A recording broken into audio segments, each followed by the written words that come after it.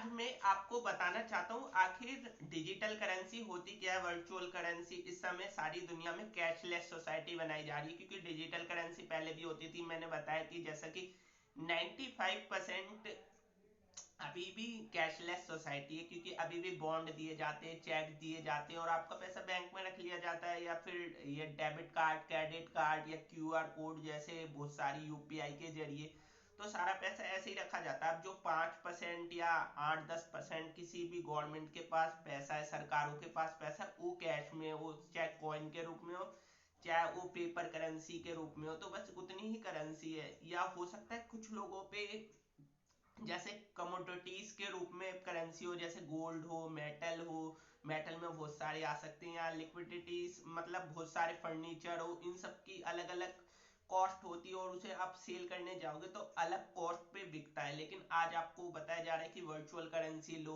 आपको जैसे गोल्ड करना है तो आप गोल्ड का बॉन्ड ले लो, उसमें आपको रिवॉर्ड देंगे 50 रुपए का, 100 रुपए का। इससे आपको लगेगा कि आपने गोल्ड खरीद लिया। क्या है, वाकई में आपने गोल्ड खरीदा? और आप अगर गोल्ड ओरिजिनल वाला खरीदने जाओगे 24 कैरेट का जो भी है, चाहे ज्वेलरी, चाहे सिक्का, चाहे फिर आप उसके लिए, चाहे वो बिस्कुट होते हैं 10-10 ग्राम के, 50 ग्राम के, मैंने भी देखे हुए हैं, तो आप उन्हें खरीदोगे तो गवर्नमेंट को आपको बताएगी कि उसमें टैक्स देना पड़ेगा, और आप सेल करोगे तभी भी, बाई करोगे तभी भी। लेकिन अब एक्चुअल में तो करेंसी वही है, गोल्ड है जो एक्चुअल में। लेकिन आज आपको बताया जाता है कि वो मत खरीदो।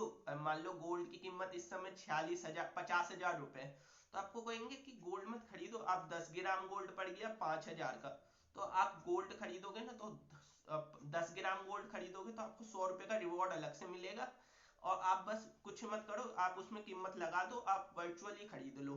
तो आप सोचोगे ये तो सही सौदा है। मान लो ये है, मैं आपको दूं ये रिमोट, या कुछ भी दूं, ये पेन है मान लो, तो मैं आपको कहूँ कि ये पेन आप खरीदो मत। ये पेन मतलब कोई भी चीज हो, जैसे फोन है, मान लो इसका अच्छा उदाहरण मिलेगा।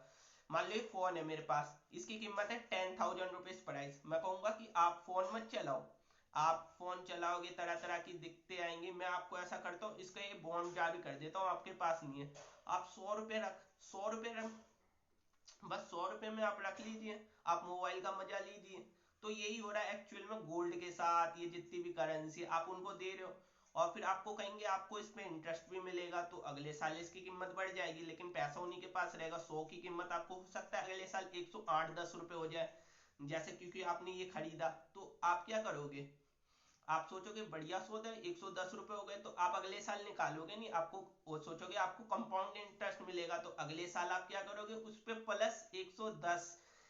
तो आप सोचोगे सही है, अगले साल 212 रुपए हो गए, आप वहां से कभी नहीं निकालोगे। यही काम बैंक करते हैं। बैंक आपका पैसा इस तरीके से बर्बाद करते हैं। सारे के सारे बैंक इस समय डिफॉल्टर है। इंडिया के तो खैर लगभग सारी बैंक डिफॉल्टर है, और सारी दुनिया में बैंक डिफॉल्टर की हालत में। आप सोचते हो कि दुनिया कैसे चलती है, दुनिया में पैसा कहाँ से आता है? अभी आपने देखा कि यूएसए ने अमेरिका, अमेरिका जो सबसे बड़ी संपत्ति, सबसे ज्यादा वेल्थ नेशन वाला है, उसने भी इंडिया से ले रखा है। और वहां के, मैं तो पहले भी बता चुका हूँ, 8-10 महीने से बता चुका हूँ, हर देश पे कर्जा है। आखिर ये कर्जा देते कौन है? बहुत सारे लोगों को लगता होगा कि आईएमएफ देता है, बैंक ऑफ इंटरनेशनल सेटलमेंट देता है, या इसके अलावा वर्ल्ड बैंक देता है। ऐसा कुछ नहीं है। उनमें भी कुछ पूंजीपतियों का ही पैसा होता है, और पूंजीपति कभी सामने नहीं आते। वो ऐसे पूंजीपति और डार्क में रहते हैं। आपको लगेगा ये दुनिया चलाते हैं, एलोन मस्क है दुनिया, ये बिल गेट्स है, तो इनसे भी बड़े बड़े हैं। वो एकदम सीक्रेट रहते हैं, सीक्रेट सोसाइटी में रहते हैं। बस ये उनके खास पपेट हैं, जिन्हें एक एजेंडे के तहत आगे बढ़ाया जाता है, दिखाया जाता है। ये फोर्ब्स की लिस्ट में सबसे आगे, ब्लूमबर्ग की लिस्ट में सबसे आगे है। लेकिन ये वाकई में ऐसा कुछ करते नहीं है। बस इनको एक हाईलाइट किया जाता है, किसको हाईलाइट करना है, किसको नहीं करना। ऐसे ही मैं अब बात करता हूँ कोरोना वायरस की। तो आपको इस तरीके से, मैं तो पहले ही बता चुका था, वैक्सीन आएगी, सबको लगाएंगे, सब लगाएंगे, मोदी की भी फोटो आएंगी, सब लगाएंगे, सब मिले हुए। टर्की का एर्दोगन लगाएगा, जोए बाइडेन लगाएगा, सब आपको लिख जाएंगे। जिनपिंग भी लगाते हुए फोटो नजर आएगी, सबकी वीडियो नजर आएंगी। आपने सबने ये लगा ली, हॉलीवुड के सुपरस्टारों ने लगा ली, बॉलीवुड ने लगा ली, आपके स्पोर्ट्स पर्सनैलिटी जिसे भी आप देखते हो, यूट्यूबर यूट्यूबर सब दिख जाएंगे इन्फ्लुएंस करने के लिए कि वैक्सीन लगा लो, वैक्सीन लगा लो। मैं पहले बता चुका हूँ, ये स्मॉल डेथ पॉइजन है एक तरीके से, आपकी इम्पोर्टेंसी आएगी इससे। अभी आपको 2 डोज देंगे, अगले साल फिर कहेंगे इसका कुछ असर नहीं हुआ तो 4 डोज कर देंगे। इस तरीके से इसकी डोजें बढ़ाते जाएंगे बढ़ाते जाएंगे। एक्चुअल में तो कुछ है नहीं कोरोना वायरस जैसी वैक्सीन इसकी लाने की। कहते हैं कि हर 10वें शख्स को कोरोना है, तो दुनिया की आबादी 800 करोड़ है, तो 80 करोड़ लोगों को कोरोना होना चाहिए, और कभी ना कभी तो हर किसी को हुआ ही होगा।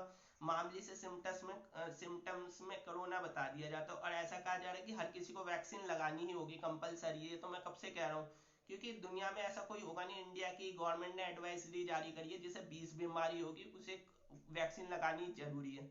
तो 20 बीमारी कौन सी है? आपको दिल की बीमारी होनी चाहिए, डायबिटीज होना चाहिए, या कैंसर हो, या कुछ भी आपको नजला जुकाम बुखार, ऐसा तो कोई है नहीं जिसे कोई ना कोई बीमारी ना हो। तो सीधा बोलो कि आप इंसान हो तो आपको वैक्सीन लगा देनी है।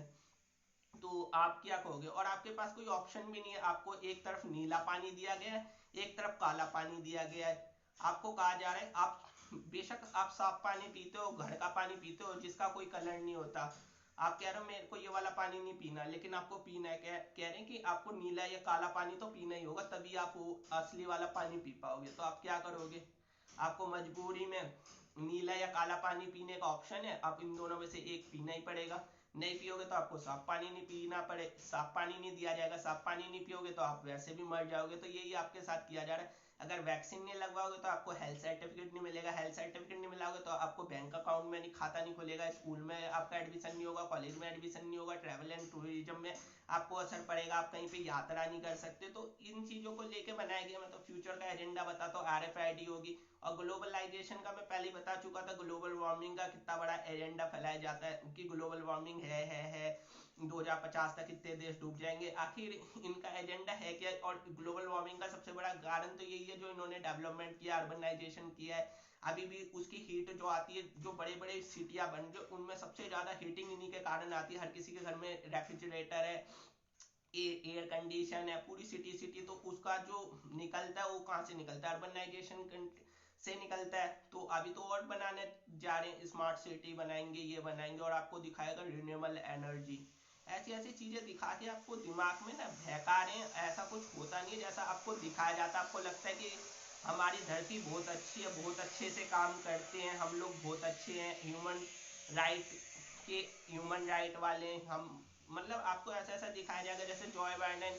अभी एक बात चली थी जमाल खशोगी की हत्या, तो ऐसा तो है नहीं MBS इतना बड़ा हत्यारा, वो तो करते रहते, कितने लोगों को मारा होगा उसने, लेकिन अब उसे दिखाएंगे ह्यूमन राइट वायलेशन। इसने ह्यूमन राइट वायलेशन किया, ये किया वो किया, लेकिन उससे पहले क्या हुआ था? उससे पहले क्या उसने कितने लोगों को मारा होगा?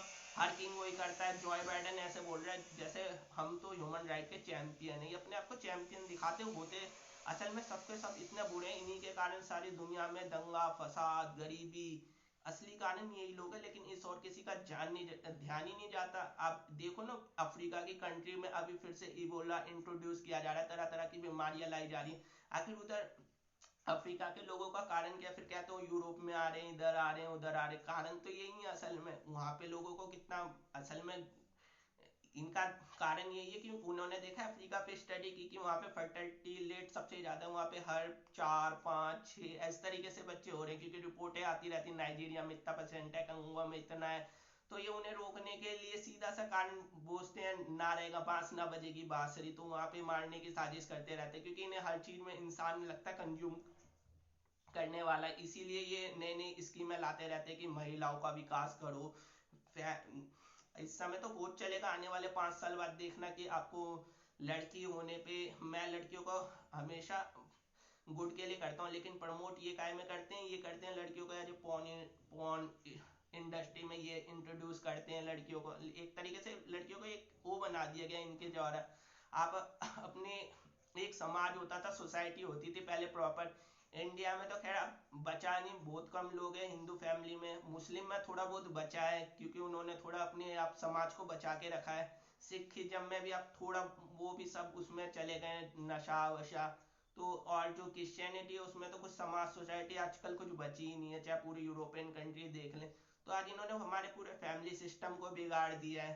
तो यही है इनका असल में, पूरी फैमिलियों को बिगाड़ो, शादी मत करो, अपने आप को LGBT को प्रमोट करो, इन राइट को बात करो, तो इन सब से इनका भला है, क्योंकि इन्हें दुनिया ऐसी चलाती है और ये एक थिंकिंग बना देते हैं कि आप लोगों को क्या सोचना है क्या नहीं। आपके दिमाग में चारों तरफ एक ऐसी दीवार कर देते हैं, कम्युनिज्म की दीवार है, हिंदू की दीवार है, मुस्लिम की दीवार है, आप उससे बाहर कभी निकल के सोच ही नहीं पाते आखिर दुनिया चल कैसे रही है, और दुनिया में इतना सब कुछ होता है तो कैसे होता है। आप सोचते हैं ये नेताओं के कारण हमारे देश में कमी है, उस नेता को चुन लेते हैं, इसको चुन लेते हैं। मैं कहता हूँ सारे के सारे चोर हैं, सब मिले हुए हैं, ऊपर इनका मालिक एक ही है सबका, तो उसके खिलाफ ये कभी कुछ नहीं बोलेंगे। इनका एजेंडा है depopulation agenda, sustainable development goal agenda 21, agenda 2030, तो उस पर कोई बात करने को असली चीज कभी दिखाएंगे ही नहीं।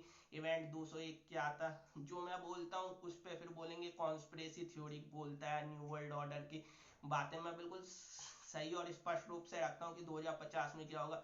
मैंने देखो बात कही थी आज से 4-5 महीने पहले, बता दिया था कि इंडिया पे जो अटैक हुआ था, बिजली गुल हुई थी, उसका कारण था चाइना।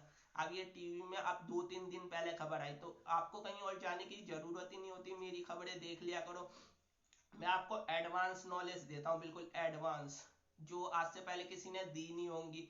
मैं बता रहा था ब्लैकआउट में चाइना ने ऐसी टेक्नोलॉजी बना चुके हैं, और चाइना इस समय वही कर रहा है। चाइना चाहे तो सारी दुनिया के इस समय जितने भी बिजली ग्रिड है, इलेक्ट्रिक आपकी फेल हो जाए किसी भी कंट्री के, तो कुछ आप कर ही नहीं सकते। आपके पास चाहे कितने भी राफेल हो, कुछ भी हो से आपकी बिजली को। और मैं तो ये तो बता, ये मैं तो ये भी बोलता हूँ कि वेदर जो कंट्रोलिंग है वो भी बना चुके हैं, क्योंकि आप सोचोगे सोलर पैनल के जरिए कुछ कर लेंगे, ऐसा कुछ नहीं। वो ऐसे ऐसी चीजें कर देंगे कि आप सोलर पैनल का भी एनर्जी जनरेट नहीं कर सकते, तो आप करोगे क्या। और आप एक नई चीज ला रहे हैं कि एलियन आ सकते हैं, एलियन ला सकते हैं, तो एलियन थ्योरी लाने की कोशिश कर रहे हैं इस समय। तो आप देखना कुछ दिनों बाद, आपको महीनों बाद या साल बाद खबरें आने लगेगी कि हमने यूएफओ को देखा, एलियन देखा, ये देखा, वो देखा, फलाना देखा। तो ये सब चीजें मैं पहले ही बता देता हूँ, आपको इंट्रोड्यूस कर देता हूँ, ताकि मेरे जितने दर्शक हैं वो लगातार देखें और शेयर करें भारी मात्रा में, क्योंकि ऐसी खबरें कॉन्स्पिरेसी थ्योरी कोई बताएगा नहीं, कभी दूसरा चैनल कभी बताएगा नहीं। भारी से भारी शेयर करें, और मेरे वीडियो विदाउट कॉपीराइट है, जिसे जहाँ पे शेयर करना है करते रहिए, मुझे कोई फर्क नहीं पड़ता, जिसे मीम बनाना कुछ भी बनाना है। Thank you so much. और ईश्वर करे पूरी दुनिया सलामत रहे। मैं पूरी दुनिया की भलाई की बात करता हूँ, मैं किसी एक मुल्क एक देश की बात नहीं करता, ना एक जाति ना एक धर्म की, क्योंकि मैं भी सारी दुनिया को एक ही मानता हूँ। क्योंकि मैं चाहे इंडिया में पैदा हुआ, लेकिन ये मेरे को मेरे घर वालों ने बताया, समाज ने बताया कि मैं इंडिया में हूँ, मैं भी ऐसा कुछ मानता नहीं हूँ। तो ठीक है, न्यू वर्ल्ड ऑर्डर सलामत रहे। मैं भी शैतान का बच्चा लूसीफिरियन 666। Thank you.